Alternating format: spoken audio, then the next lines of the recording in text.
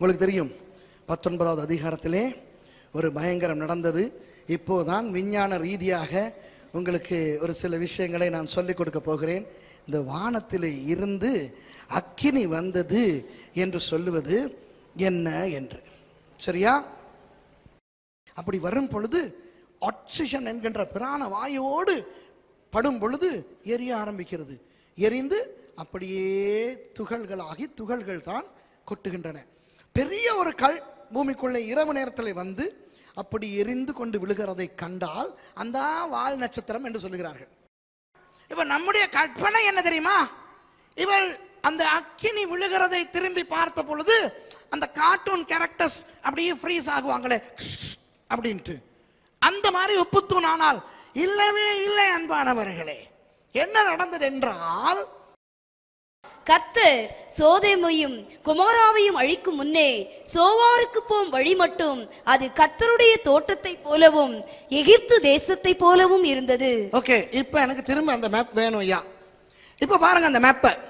இப்போ அந்த நடுவிலே சவக்கடல் டெட் சி இருக்கிறது உங்களுக்கு தெரிகிறதா? சரி, இதோ டெட் சி என்று இருக்கிறது அல்லவா? அந்த டெட் சி தான் அந்த நீலத்தில் வரையப்பட்டிருக்கிறது. அந்த டெட் சீக்கு மேலாக அந்த மவுண்ட் ஆஃப் ஒலிவ்ஸ் என்ற எழுத்து இருக்குதே, மவுண்ட் ஆஃப் ஒலிவ் அங்க இல்ல, அது எங்கேயோ எருசலேம்ல இருக்கிறத எழுதும் போது இவ்வளவு தூரத்துக்கு வந்திருக்குது. அதுல அந்த நீல கோடு யோர்தான் நதி. இப்ப நீங்க கொஞ்சம் ஜூம் அவுட் பண்ணீங்கன்னா நான் உங்களுக்கு காட்ட போறேன். யோர்தான் நதி எங்கிருந்து வருகிறது? இந்த மேல ஒரு குட்டி ரவுண்ட் இருக்கு தெரியுதா? அதுதான் கலிலேயா கடல், சரியா? அந்த எரோவை கொண்டு போங்க, இன்னும் கொஞ்சம் மேல கொண்டு போங்க, யார்தனிக் பக்கத்துக்கு கொண்டு போங்க, மேல இல்ல எரோவை கொண்டு போங்க. சரி, இன்னும் கொஞ்சம் லெஃப்ட்டுக்கு. ஓகே, அதோ அதுதான் கலிலேயா கடல், சரியா?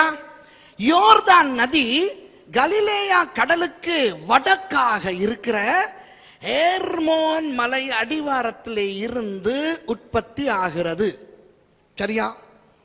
யோர்தான் நதி 3 ஊற்றுக்களிலே இருந்து உற்பத்தி ஆகின்றது. நீர் வள ஆராய்ச்சியாளர்கள் போய் அந்த ஊற்றுக்களை ஆராய்ந்து பார்த்திருக்கிறார்கள். இந்த ஊற்றுக்களிலே இருந்து வருடத்தின் 12 மாதங்களும் நீர் ஊற்றெடுக்கிறது. எங்கிருந்து இந்த ஊற்றுக்கு நீர் வருகிறது என்று கண்டுபிடித்து ஆராய்ந்து பார்த்தாலும் அந்த ஊற்றுக்களுக்கு தண்ணீர் வழங்கக்கூடிய ஏதுக்கள் எதுவுமே இல்லை என்று கண்டுபிடித்திருக்கிறார்கள் அக்வாலஜிஸ்ட்ஸ், அதாவது நீர்வள ஆராய்ச்சியாளர்கள். அப்போ அவர்களுக்கு இது ஒரு பெரிய அதிசயமா இருக்கிறது. அன்பானவர்களே, இந்த உலகத்திலே 3 ஊற்றுக்கள் தான் அப்படி நீர் வளம் இல்லாமல் அப்படியே ஊற்றெடுக்கிறது. அதுதான் யோர்தான் நதி. அது ஒரு அற்புத நதி, சரியா? அந்த ஹெர்மோன் மலை அடிவாரத்திலே தொடங்குகிற அந்த யோர்தான் நதி அப்படியே தெற்காக ஓடி வந்து ஒரு பெரிய வாவியில் சங்கமம் அடைகிறது. வாவி என்றால் ஒரு பெரிய ஏரி அல்லது ஒரு பெரிய பிரம்மாண்டமான குளம். அந்த குளத்தை சுற்றி வாழ்ந்தவர்கள் அந்த குளத்தை ஒரு கடலை போல நினைத்து பயன்படுத்தினார்கள். அது அமைந்திருக்கின்ற இடம் கலிலேயா. ஆகவே அந்த பெரிய குளத்துக்கு அல்லது அந்த பெரிய ஏரிக்கு கலிலேயா கடல் என்று பெயர் வைத்தார்கள். புரிகிறதா? அப்போ கலிலேயா கடல் என்கின்ற கடல் போனவர்களுக்கு தெரியும், உப்பு தண்ணீர் உள்ள ஒரு கடல் அல்ல, நன்னீர் குடிநீர் உள்ள ஒரு ஏரி, சரியா? யோர்தான் நதி அதற்கு பிறகு இதோ பாருங்கள் அங்கே காணப்படுகிறது. வடக்கிலிருந்து கலிலேயா கடலுக்குள் விழுகின்ற அந்த யோர்தான் நதி மறுபடி அந்த கலிலேயா கடல் என்கின்ற அந்த பெரிய ஏரியின் தெற்கில் திரும்ப ஆரம்பித்து அப்படியே கீழ் நோக்கி ஓடுகிறது. தெற்காக கீழே ஓடி அடுத்த ஒரு கடல் நமக்கு தெரிகிறது, சவக்கடல் அல்லது உப்புக்கடல். வேதத்திலே சவக்கடல் என்றோ அல்லது உப்புக்கடல் என்றோ சொல்லப்படுகிற அந்த கடலில் வந்து சங்கமம் அடைகிறது. அது சங்கமம் அடையும் அந்த இடத்துக்கு, அந்த பிரதேசத்துக்கு பெயர் தான் எரிகோ. எரிகோவுக்கு அருகாமையில் தான் வந்து சங்கமம் அடைகிறது. ஆனால் அன்பானவர்களே, உங்களுக்கு ஒரு சரித்திர ரீதியான ஒரு உண்மையை சொல்ல போகிறேன். இதுவரை இது உங்களுக்கு தெரிந்திருக்காவிட்டால் இன்றிலிருந்து நீங்கள் தெரிந்து கொள்ளுங்கள், அந்த சவக்கடல் என்ற கடல் இருக்கிறதே, ஏன் அதற்கு சவக்கடல், டெட் சி, உப்புக்கடல் என்ற பெயர் வந்தது என்றால், அந்த சவக்கடலில் ஒரு மீன் கூட, ஒரு உயிரினம் கூட இல்லை. அதனால். ஆனால் இன்றைக்கு 4000 வருடங்களுக்கு முன்பு வரைதான் அப்படி ஒரு நிலை இருந்ததே ஒழிய, அதற்கு முன்னர் அது அப்படி ஒரு சவக்கடலாக, உப்பு கடலாக இருக்கவில்லை. சரித்திர ஆதாரங்களின்படியும் புவியியல் ஆராய்ச்சிகளின்படியும் நிரூபணமான உண்மை என்னவென்றால், கலிலேயா கடல் எப்படி நன்னீர் ஏரியாக இருக்கின்றதோ அதே போல இந்த கடலும் ஒரு கலிலேயா கடலை விட 18 மடங்கு பெரிய ஒரு நன்னீர் ஏரியாக இருந்தது. விளங்குதா உங்களுக்கு? அது முழுக்க முழுக்க நன்னீர் கொண்ட ஒரு இடமாக இருந்தது. இப்ப கொஞ்சம் திரும்ப அந்த மேப்பை போடுங்க ஐயா. இப்போ கற்பனை செய்து பாருங்கள். கலிலேயாவுக்கு போனவர்களுக்கு தெரியும், இன்றைக்கு கூட அந்த கலிலேயா கடலை சுற்றி இருக்கின்ற பிரதேசம் எவ்வளவு பச்சை பசேல் என்று இருக்கிறது, எவ்வளவு செழிப்பா இருக்கிறது. ஏன்? கலிலேயா கடல் என்கின்ற அந்த ஏரியிலே இருந்து பயன்படுத்துகின்ற தண்ணீரை கொண்டு அவர்கள் அந்த அளவுக்கு விவசாயம் செய்கிறார்கள். அது மாத்திரமா? இன்னும் ஒன்றை சொல்லுகிறேன் கேளுங்கள். இஸ்ரவேல் தேசம் ஒரு தேசமாக பிரகடனம் செய்யப்பட்ட மே மாதம் 14ஆம் தேதி 1948ஆம் ஆண்டு இஸ்ரவேலை சூழ இருக்கின்ற தேசங்கள் எல்லாம் இஸ்ரவேலுக்கு எதிராக யுத்தத்துக்கு வந்தன. மே மாதம் தொடங்கி அடுத்த வருஷமாகிய 49ஆம் ஆண்டு பிப்ரவரி மாதம் 19ஆம் தேதி வரை அந்த இஸ்ரவேல் தேசம் சூழ இருக்கின்ற எதிரிகளோடு யுத்தம் செய்தது. சரியோ? யுத்தம் செய்து எதிரிகளை எல்லாம் அடித்து துரத்தின பொழுது இன்றைக்கு எய்லாட் என்று சொல்லப்படுகின்ற அந்த பிரதேசமும் அவர்களுக்கு கிடைத்தது. ஆனால் அது பாலைவன பிரதேசம். அந்த பிரதேசம் தான் எகிப்துக்கும் இஸ்ரவேலுக்கும் சவுதி அரேபியாவுக்கும் யோர்தானுக்கும் நாட்டு எல்லையாய் இருந்தது. புரிகிறதா? இப்போ ஏலாட் என்ற பிரதேசத்தை இஸ்ரவேலர்கள் பிடித்துக் கொண்டார்கள். இந்த பக்கம் பார்த்தால் யோர்தான், அந்த பக்கம் பார்த்தால் சவுதி அரேபியா, இந்த பக்கம் பார்த்தால் எகிப்து. ஆகவே இஸ்ரவேலின் பிரதம மந்திரியாய் இருந்த டேவிட் பென் குரியன், தாவீத் பென் குரியோன் என்பவர் தீர்மானித்தார், இந்த இடத்திலே நாங்கள் வாழாமல் இருந்தால் இந்த யோர்தானியர்கள், சவுதி அராபியர்கள், எகிப்தியர்கள் இலகுவில் இந்த இடத்தை பிடித்துக் கொள்வார்கள், கைப்பற்றின பிரதேசத்தை இழந்து விடுவோம் என்று சொல்லி அந்த இடத்திலே இஸ்ரவேலர்களை குடியமர்த்தினார். ஆனால் அந்த இடமோ பாலைவனம். என்ன செய்தார்கள் தெரியுமா? மேலே அவ்வளவு தூரத்தில் இருக்கின்ற கலிலேயா கடலிலே இருந்து பாரிய குழாய்கள் மூலம் தண்ணீரை எய்லாட்டுக்கு பாய்ச்சி எய்லாட் என்கின்ற அந்த பிரதேசத்தை அமெரிக்காவிலே இருக்கிற லாஸ் வேகாஸ் போல இஸ்ரவேலின் லாஸ் வேகாஸாக மாற்றினார் டேவிட் பென் குரியன். நான் ஏன் இதை சொல்லுகிறேன் என்றால், அந்த சின்ன ஏரி, கலிலேயா கடல் என்கின்ற அந்த சின்ன ஏரி அந்த பிரதேசத்தை மாத்திரம் செழிப்பாக்கவில்லை, எவ்வளவோ தூரத்தில் இருக்கின்ற எலாட் என்கின்ற அந்த தெற்கு சீமையில் உள்ள அந்த நகரத்தையும் பசுஞ்சோலையாக இன்றைக்கும் வைத்திருக்கிறது. ஹோலிலேண்ட் போனவர்கள் டாபா பார்டர் வழியாக நீங்கள் வரும் பொழுது நுழையும் முதல் இடம் அந்த இடம். எங்கே இருந்து எலாட்டுக்கு தண்ணீர் வருகிறது? கலிலேயா கடலிலே இருந்து. ஏன் இதை சொல்லுகிறேன் தெரியுமா?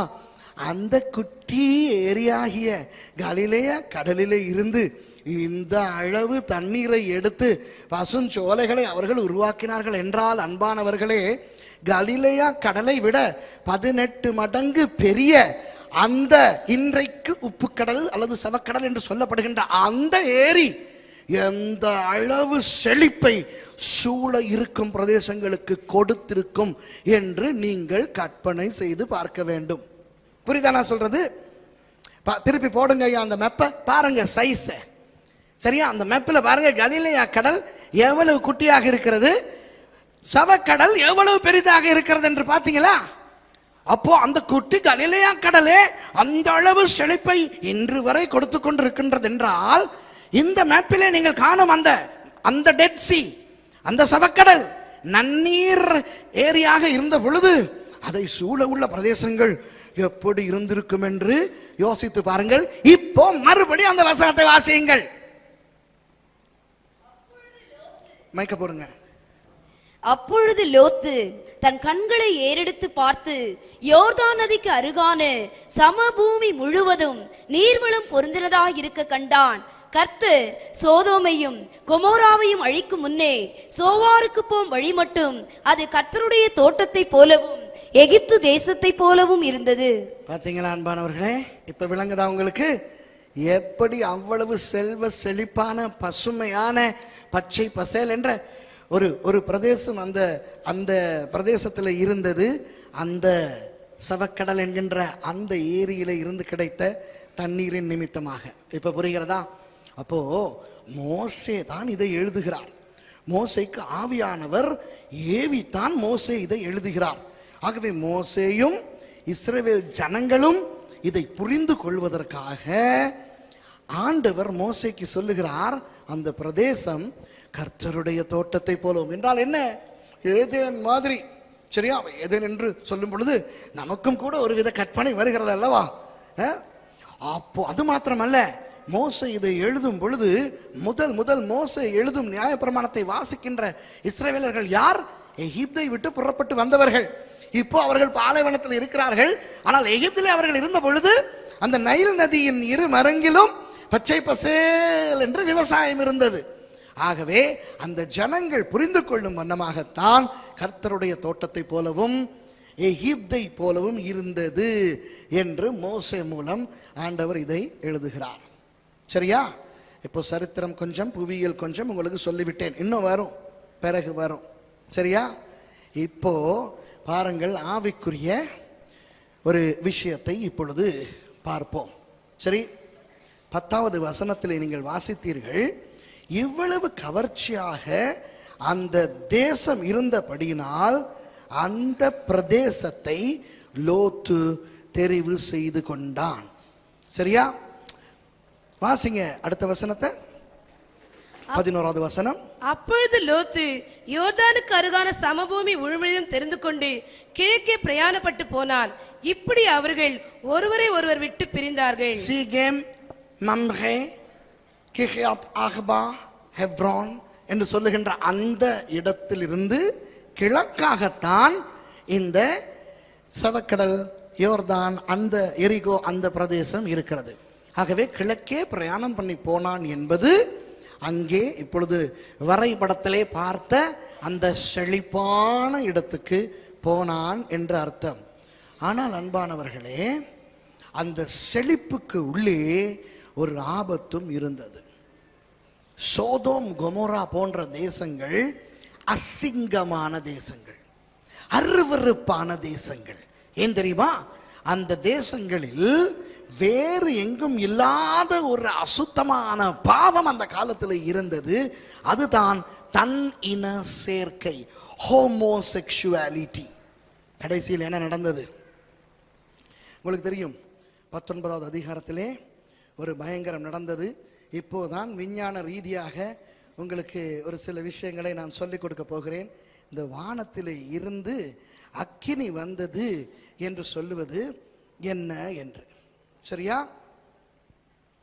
19வது அதிகாரம் 17வது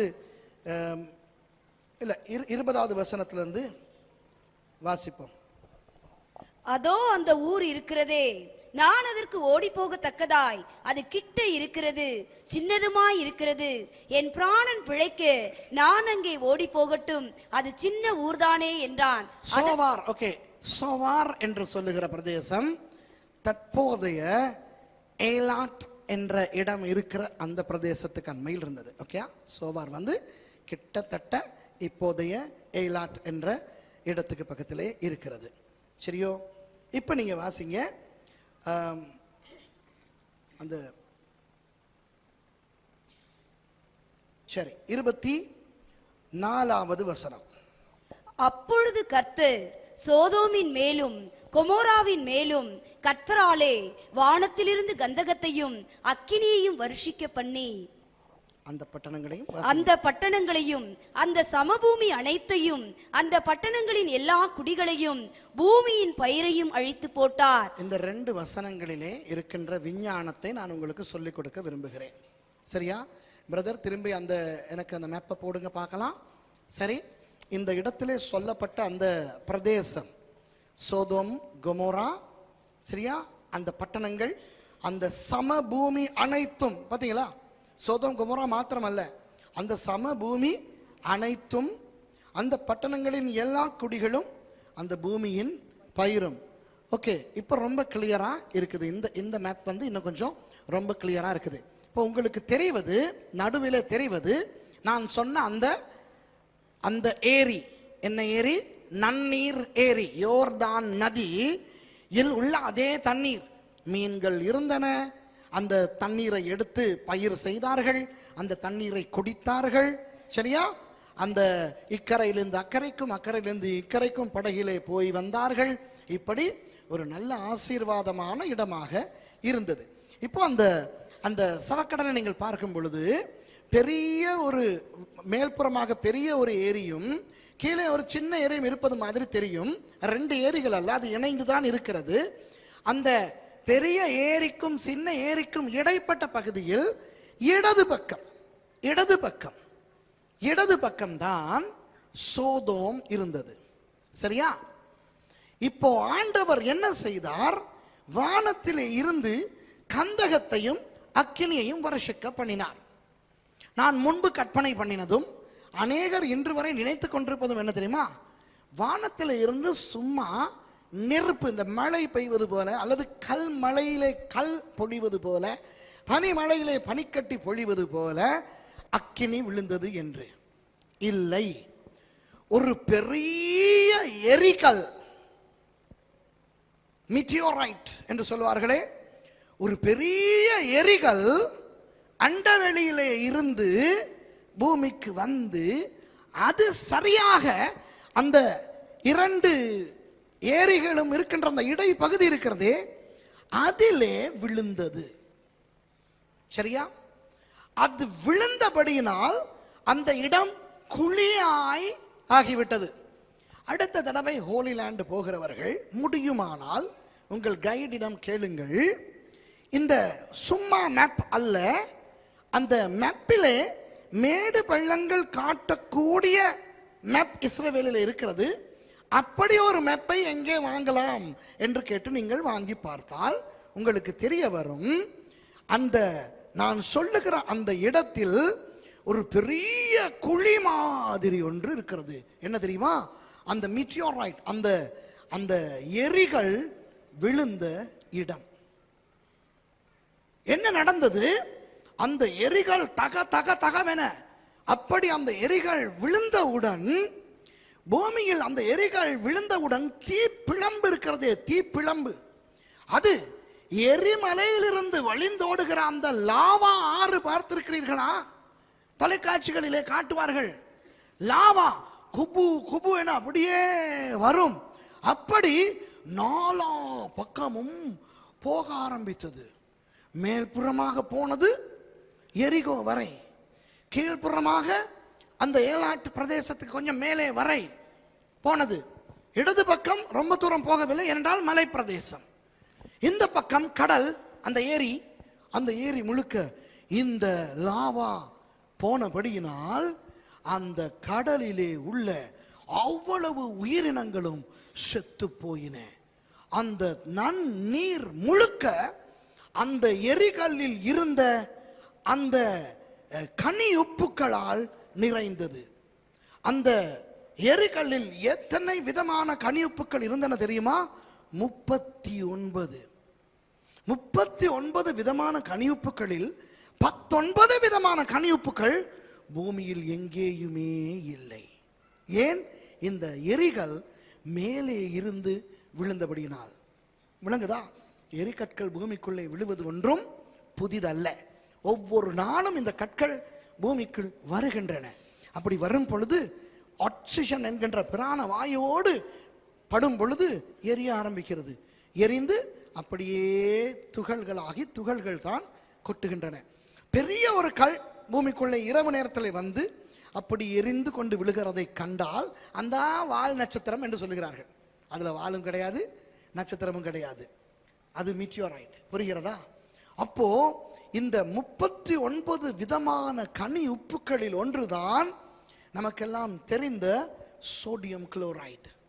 அதனால் தான் அந்த உப்பு பயங்கரமாக அந்த தண்ணீரிலே கலந்து அந்த தண்ணீரை ஒரு பாரம் மிக்க தண்ணீராய் மாற்றியது. அதனால் தான் அந்த சவக்கடலிலே போய் நாம் நீராட போகும் பொழுது அமிழாமல் மிதக்கிறோம். அதனால் தான் அந்த கனியப்பு வகைகள் உடம்புக்கு ரொம்ப ஆரோக்கியமானது என்று சொல்லி அந்த சவக்கடலை சுற்றி பெரிய பெரிய பிரம்மாண்டமான ஹோட்டல்களை கட்டி உலகின் பெரிய பெரிய பணக்காரர்கள் வந்து வாரக்கணக்கில் அங்கே தங்கி இருந்து அந்த சவக்கடலில் மிதந்து மிதந்து அந்த சேற்றை உடம்பிலே பூசி பூசி அவர்கள் அனுபவித்து விட்டு போவார்கள். அந்த கனியப்பு வகைகள் வேறு எங்கும் உலகிலே கிடைக்காதபடியினால் டெட் சி மினரல்ஸ் என்கின்ற அந்த கனியுப்புக்களை எடுத்து ஃபேஷியல் செய்வதற்கு, இன்னும் எத்தனையோ விதமான ஸ்கின் ட்ரீட்மெண்ட், தோல் வியாதிகளுக்கு மருந்துக்கு இப்படி என்று பயன்படுத்துகிறார்கள். புரிகிறதா? அந்த பெரிய கல், அந்த எரிகள் விழுந்து அந்த குழி ஏற்பட்டபடியினால் சாதாரண கடல் மட்டத்தையும் விட ரொம்ப ஏற்கனவே கீழே இருந்தது இன்னும் குழியாகி இப்போ அந்த சவக்கடலினுடைய அமைவிடம் கடல் மட்டத்தில் இருந்து 427 மீட்டர் கீழேயாக காணப்படுகிறது. புரியுதா உங்களுக்கு? ஆகவே உலகத்திலே ஆக்சிஜன் செறிந்துள்ள ஒரு பகுதியாக அந்த பகுதி எண்ணப்படுகிறது.